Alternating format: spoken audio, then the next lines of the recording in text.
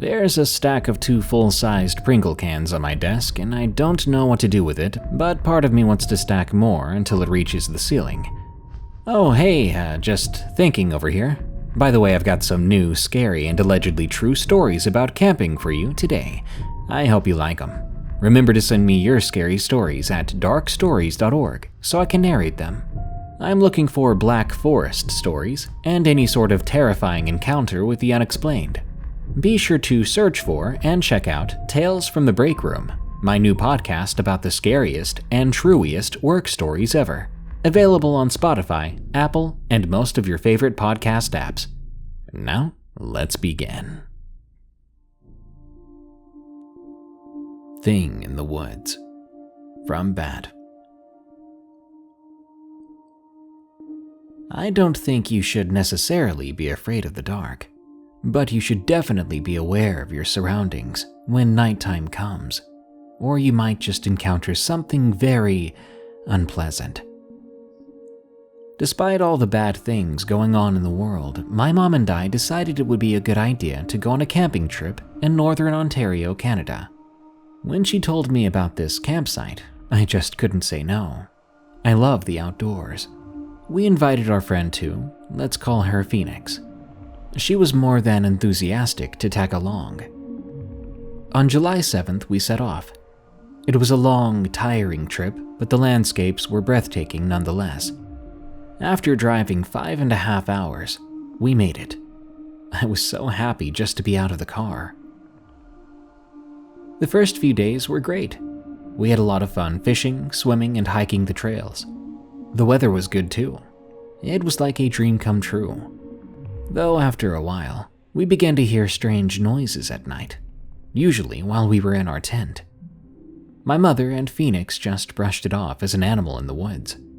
But I felt uneasy.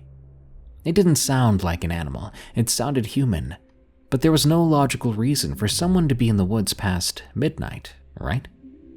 I should mention that we were in a pretty remote area. We only had one neighbor beside us the whole time. They were on the right side and the noises were coming from the left. A few times by the campfire, we would hear the same noises, like feet scattering around in the woods. When I flashed my flashlight towards the noises, I wouldn't see anything, nothing peculiar. The second last night, me, my mom, and Phoenix put out the fire and turned in for the night. I had done a lot that day, so I had no trouble falling asleep. The night was peaceful, until I woke up to someone walking around outside. At first, I thought it was one of my campmates, but when I looked over, I saw them both fast asleep. I shifted around a bit, and when I did, they must have heard me and gotten scared off, because the footsteps turned into a run. They faded away into the woods. I was too freaked out to even say anything, so I just lay there in silence. I couldn't hear that person anymore. I found myself falling back asleep, which was a dumb idea, as there could have been a murderer out there. I then woke up a second time to the same noise, but this time it was closer. I nudged my mom gently and pointed towards the sound, staying as silent as possible. She mumbled something about a raccoon and fell back to sleep. The noise then stopped. I shut my eyes and hid under my covers. After a few moments of complete silence, a hand grabbed my leg. I screamed louder than I've ever screamed before, waking up both my mom and Phoenix. I kicked as hard as I could. I must have hit it, because I heard a loud grunt. Very loud and very animalistic. At first, it just stood there. I could see it, illuminated by the moonlight. I saw hooves and antlers like a deer, but it was standing on 2 legs, and the thing that grabbed me had been a hand. It was so tall and thin. Thank God it ran away again, because I was sure then that I was going to die. We packed up everything except the tent and sped out of there, despite it being the middle of the night. My mom dialed 911, telling them what happened. They had police officers go out there, checking the area. One officer even followed behind us until we left the park to make sure we were safe. However, they found nothing of interest. I didn't sleep for the remainder of the night. I was too scared, even back at my own home. I'm just glad we got out of there alive, even if we were terrified. I always keep my guard up nowadays, and I'm never going back to that place. Not after that night. To be honest, I haven't even gone camping at all since then. Always be mindful of the things around you, and be careful of what could be lurking in the dark. The Glowing Eyes, from Nina Bug, 1998. This story has stuck with me for a long time. It takes place when I was on a family camping trip. I don't remember where we were exactly. It was some spot Sarah, my mother, heard about from a friend. It wasn't a place we'd been before, but the friend, Ginny, told Sarah about it and offered us their RV to go spend a few nights there to see if we liked it. Now, something you need to know about Ginny. She was weird. Like, sits there petting a crow while sitting on the couch and having a beer while talking to people, and I'm talking about an actual crow that was mounted. Also, she was a friend of one of Sarah's co-workers at the time. So, all in all, we really didn't know her that well. But said co-worker was a very good person and trusted by me and my parents. So I guess Sarah thought that's why we should visit Ginny in the first place. My family loved camping, and I still do, but due to living situations, I haven't in a long time. Back to the story. This camping spot was way out of the way, like Ginny had to draw a map for us to find it. It was an actual campground, but I don't remember the name anymore. It was kinda run down and gave me a weird vibe, like that feeling you get when something is off, but you have no clue what it is. Well, I was young, and I figured I just had that feeling because I'd never been there before. Now, we weren't the only people there. It wasn't like we were alone. In the area we picked to put the RV, I could see maybe 4 or 5 other spots that were being used. Now, this RV was like your basic RV in 2008. Big bed in the back, and a bunk over the driver's area. There was the couch too. That's where all the sleeping spots were. Now, I did like to climb.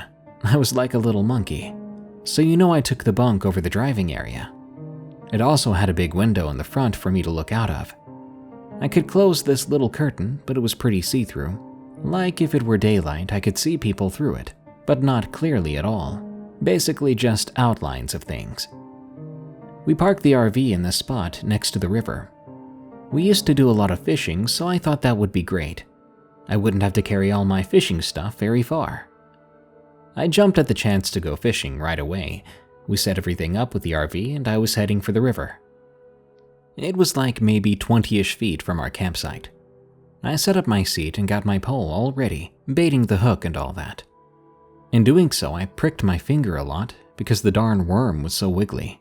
Then again, all worms are. So I got my hook baited, cast it out, and sat down to wait. I waited until my butt got sore, doing the usual reeling in to check to make sure there was still bait and rebaiting when needed. You know how fishing is. During all this, I noticed a few others fishing further down. We weren't close, but not that far. I decided to be friendly and called out, "Catching anything?" A boy about my age at the time was the one that called back. "Got a catfish about an hour ago, but nothing since." I told him, "Well, something keeps stealing my bait." He asked, "What bait are you using?" Just some worms. You?" "Chicken liver." So we had this long-distance talk about fishing. Just because I do a little fishing does not mean I can tell you what fish it was. A bass, a catfish, a bluegill, those I can tell, but I cannot tell you if you're holding a trout or not. This boy, I'll call him Leo, was real nice about it, and showed me a little pamphlet of fish he had with him. We sat together for hours after that, talking and fishing. Leo was a really nice guy, and I wish I was still in contact with him. Anyway, Leo and his family were only 2 spots away from mine, and also along the river. The day was pretty normal after that. Once I gave up on fishing for the day, Leo asked if I wanted to come hike with him. By that point in my life, I had a cell phone, so when I asked my parents if it was okay to go on a hike with my new friend, they said yes. I packed up a bag with water bottles and a lunch, and I met up with Leo. Together, we walked to the trailhead. He told me it was his first time being at this campground too, but his uncle, who he was with, came here all the time. So, of course, I had to ask about what his uncle thought of the place. "Oh, Uncle says he loves coming here, but he gets good proof." Proof? That had me interested. Proof of what? "Bigfoot, he says, but I don't think that's what it really is." I frowned. "Do you not believe in Bigfoot?" "Oh, it's not like that," Leo assured me. "I just think he's using the wrong name for it." Now I was invested. I adjusted my bag, then asked Leo, "What makes you think that? Have you seen it?" "Well, no, I haven't seen it myself, but my uncle tells me about it," Leo explained. "He says it's really tall and hairy, that it has big feet and makes these weird sounds, and it has a bad smell when it's close by." So far to me that sounded like Bigfoot, but I wanted to know more before just saying that's what I thought it was. I asked him what else his uncle says about it. That's when I was thrown for a loop. Leo told me his uncle said this thing had a tail and would howl on full moons. Now to me, howling at a full moon makes me think werewolf. Of course, I don't think we have those in Iowa. I could be wrong though. The more Leo told me, the more it made me think, this sounded like a mix of things. Wolf and Bigfoot. Was that a possibility? Was he talking about a wolfman? Keep in mind I'm young at this time. I'm into learning about cryptids and folklore monsters. So I was excited about this during the day. Because when the sun is out, that stuff doesn't scare you. At least, not as much. Well, it started to scare me when we stopped to eat our lunches, and we saw just how deep we walked into those woods. We couldn't even hear the river anymore. I told Leo we should head back after we eat, and he agreed.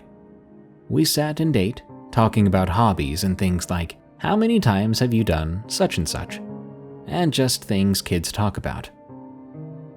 About halfway through eating, Leo asked me, "Did you hear that?" I hadn't heard anything, so I shook my head. "No, what did you hear?" Leo listened closely but shook his head. Never mind. Probably just a deer or something." Now my hyperactive imagination instantly thought, oh heck no, that wasn't a deer. But I didn't say that. I just nodded. Besides, I hadn't heard the sound, so I couldn't say it wasn't a deer or some other animal, a normal animal. Let's just say we finished eating pretty quick and headed back. On the way back, we didn't say anything. I think both of us were trying to see if we could hear something. I'm not proud to admit it, but I did start to jog when we heard something moving behind us. "You hear that?" "Yeah, that sounded big. Do you think someone else is out here hiking?" Sure. I think we were trying to keep each other from freaking out. When we got back, we just kind of chuckled at how silly we were. What were the odds the Bigfoot, as his uncle called it, was out there watching the two of us eat lunch? That stuff happens in scary movies, not real life. Of course, when these things happen to you, you tell yourself that can't happen to you, that it only happens in movies. Well, there I was telling myself just that. I get spooked easy sometimes. We headed to our campsites. I thought about telling my parents what Leo told me about why his uncle comes to the campground, but I knew they would probably just laugh. So I kept it to myself. After I got back, David wanted to go fishing, so I spent the rest of the day fishing and then helping make dinner. Overall, my first day wasn't that bad. It was the nighttime I should have worried about. After making s'mores and cleaning up a bit, I got a shower in. And by the way, why the flipping flop do RV bathrooms have to be so darn small? I may be short, but I'm round, and that shower barely fit me. Anyway, when I was done, I climbed up in my bed and closed the little curtain thing. I got all comfortable, but I've always had a hard time falling asleep. I was on my side at the time, just looking out the window. I had my music playing, listening with my headphones so my parents didn't yell at me. I was basically waiting for sleep to take me. After a while, I'm not sure how long, I got a weird feeling.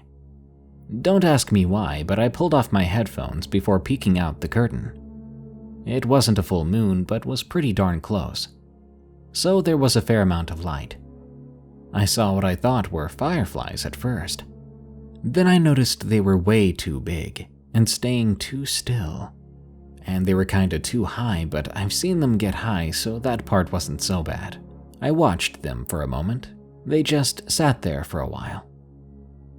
I was leaning on my elbow for so long it got sore. I tried to ignore it, telling myself I was all worked up because of what Leo said. It happened all the time when I heard creepy or scary stories and stuff like that. So I told myself that's what was happening, and I rolled over. I did fall asleep at some point. I told Leo the next morning, "I think you got me freaked out yesterday with telling me about your uncle's Bigfoot." Leo was a little bit confused. "Why? Did you have a dream about it?" I shook my head. "No, but I swear I saw eyes in the trees last night. Pretty silly, huh?" Leo looked at me. "What color were they?" That caught me off guard. "What? What color were they?" I just shrugged. "I don't know, like when you shine the light in an animal's eyes at night, I guess." "Dude, you had me worked up. It was probably just my brain playing tricks or a raccoon." I think I was trying to make myself feel better at this point. Leo replied, "Don't go out at night and stay close to your campsite." Well, that both confused and scared me. "What? Why?" "My uncle says so. He says if you see the eyes, you should not go out at night." I was even more freaked out. I didn't know what to do. I just told Leo he shouldn't scare me, because I'd be freaked out for weeks because of it. Then he said, "Then let's talk about something else." I was more than happy to change the subject. We began talking about things like our pets, and we went to fish. Well, he fished and I sat with him and talked. I spent most of the day with Leo when I was there, but at night I was a wreck. I would check out from the curtain at night, seeing eyes in the trees. Finally, I told Leo to come with me and went to check where I would see the eyes at night. We walked into the weeds and trees. At first we saw nothing, but then we saw where the grass and weeds had been stomped down like someone was standing there. And there were deep scratch marks on the tree, like when you put your hand against something when you lean on it. I mean, why would something just claw a tree like that for seemingly no reason? I looked at Leo. "What's this?" I pointed at those scratches. Leo shook his head. I got uneasy and decided to get back to my campsite. We spent the day in camp. We didn't even go to the river. I don't know why. I just felt like I should be close to the RV in case I had to run. I'm not a fast runner, and I sprint, not run. That last day there was just spent shifting around and glancing at the trees while trying to talk about something else. My family left the next day, but that last night will stick with me forever. I checked for the eyes again that night, which I had started doing every night for the past few nights. This time I didn't see any eyes. Was it gone? I'd seen them every night until then, so I thought I was safe. I went to close the curtain, but I saw something out of the corner of my eye. Keep in mind, I was already jumpy. I looked and saw something huge near the river. It was covered in what appeared to be fur, and I saw a tail. I got real scared then. So, as any smart child would do, I closed the curtain and pulled the blanket over my head. I didn't sleep at all that night. I heard something outside a few times, but I stayed under the blanket. I was too scared to look. What if it saw me? What would it do? What even was it? When I got out of bed the next morning, I didn't even get dressed. I walked out in my pajamas, which was a big shirt that covered my shorts. I looked around and saw prints. These prints looked like a mix of people's feet and a paw. I knew then it was not my imagination that night. We packed up our camp and I told Leo goodbye. We never went back. My family preferred our usual campground to that one, but I still wonder what that could have been. And what did it want? Was there more than one of them out there? Or was there only one? Maybe it was a family unit. It didn't do damage to anything physically, except that tree, of course. Paralyzed with Fear. From Rachel White, 20002. I'm 16 years old, and all my life I've never had sleep paralysis, though my mom and her mom had before. I always thought maybe I would be lucky and it wouldn't happen to me. Well, not too long ago, my grandma wanted to go camping with me, my sister, and my aunt. We planned on leaving Thursday and would be coming home on Sunday. I was honestly really excited. I hadn't been camping since the year before, and I was up for what sounded like a fun 3-day weekend. We went camping in this secluded forest. The rangers had previously warned us about bears and wolves, since my aunt and I had brought our dogs. We set up our tent, and by then it was already dark. I was tired and cold. It was a chilly 39 degrees that night. We had some dinner and everything seemed fine, but once in a while I would feel like something was watching me. I shook it off, ignoring it, thinking I was just letting my sister's stories scare me. I must have woke up around midnight, close to 1 in the morning, to the sound of crunching leaves outside our tent. I was trying to tell myself it was nothing to worry about, trying to go back to sleep. But I had this sudden urge to roll off my air mattress and onto the floor, where my sister was asleep. I was rolled up in my sleeping bag, and all I could see was the darkness of the inside of my blankets. After a while, though, the sound came back, and this time, it seemed to have stopped right by my head. My breathing began to falter. I had no clue who or what this was, or what they wanted. I tried to steady my breathing, trying to pretend I was sleeping. All of a sudden, after my sister's soft snoring, I heard a growl. It was low and seemed like a warning. At first, I thought it was a bear. Perhaps we had upset it. This suspenseful scenario went on for about 5 minutes, and by then I was having enough of it. But that was when I realized I couldn't even move. I could not will any of my body to move except my foot. My aunt's bed was right where my foot was moving. I tried nudging her bed, but I forgot she was a deep sleeper like my sister. I nudged her bed over and over again, hoping she would wake up. After a few seconds, I finally regained my voice. "Sharon, I think something's outside growling," I called out, hoping she would hear me. After a few seconds of me trying to get her to wake up, my grandma woke up on the other side of the tent. She was already up because of her Charlie horse in her leg. She stood from her cot, and I was already standing up by that point, shaking and crying. My grandma shined her flashlight in my face. She then said to me, "You look pale as a ghost." She then insisted I should move my air mattress to her room and just stay there for the rest of the night. By now, my sister was awake because of my commotion. After lying down, I explained to my grandma what happened. She then said that we should pray. So we did. After that, I felt so much better. But the rest of the night, I was on edge and shaking horribly. The next morning after I got up, I checked outside where my head was, and I never did find any tracks of any kind. It was like it all happened in my head, or at least I hoped it did. I have no clue what happened to me that night, but I'm still on high alert, and I'm afraid to sleep at night sometimes.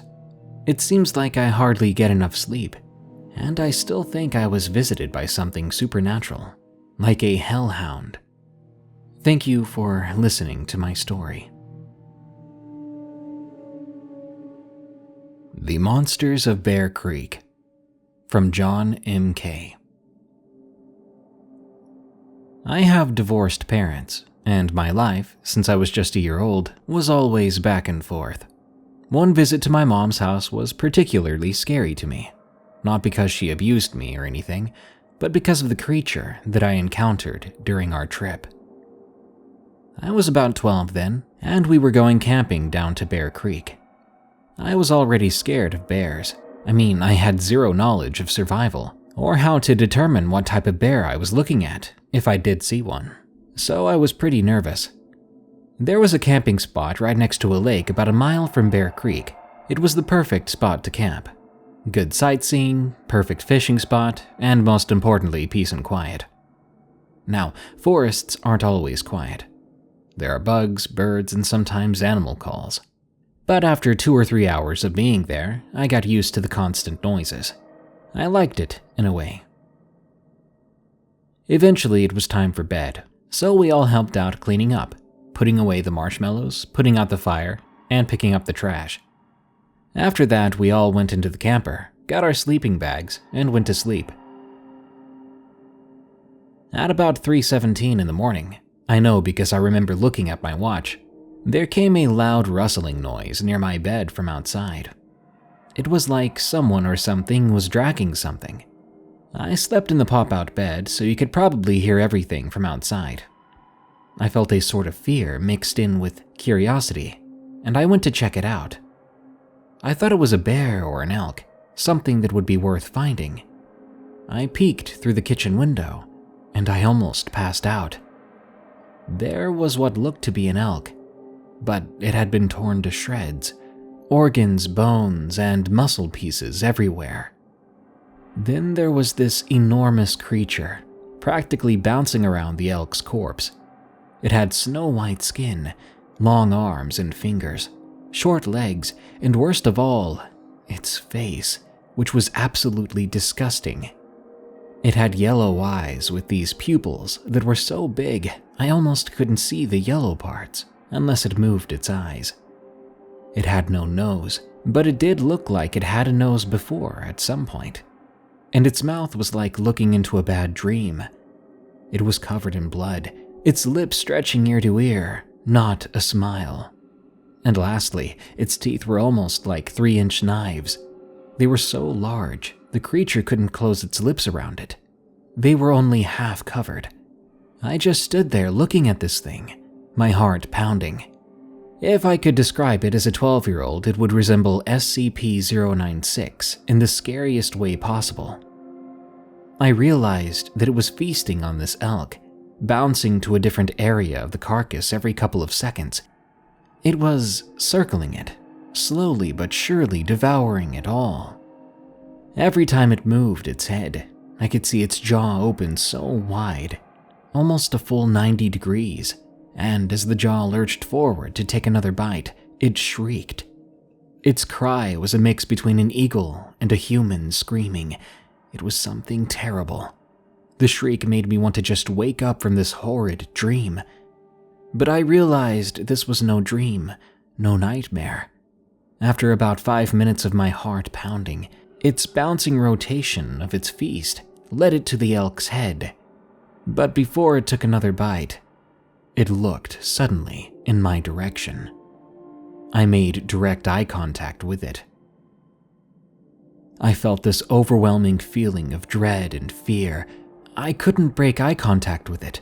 I realized something else then. It wasn't angry or aggressive.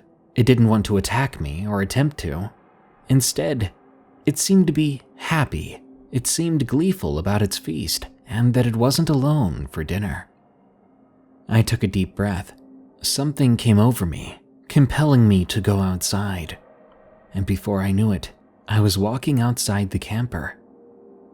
The creature jumped back a little at my presence when I opened the door, but then it became curious of me and slowly walked over. I stood my ground, although this thing could easily destroy a moose. I looked at its eyes again. The creature looked so deadly and violent, and yet behaved so docile. That's what I thought, at least. Within 2 seconds of me thinking that I was going to be safe, it opened its mouth and screamed right in my ear. I should have stayed in the camper. I closed my eyes, accepting what was about to happen. Then I heard a gunshot. Something heavy fell to the ground. I opened my eyes. That creature lay dead before me on the pine-needled floor, a bullet hole through its head.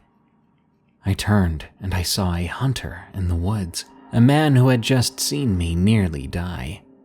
The hunter walked over to me, kneeling down to my level. He had a look of exhaustion and stress on his face.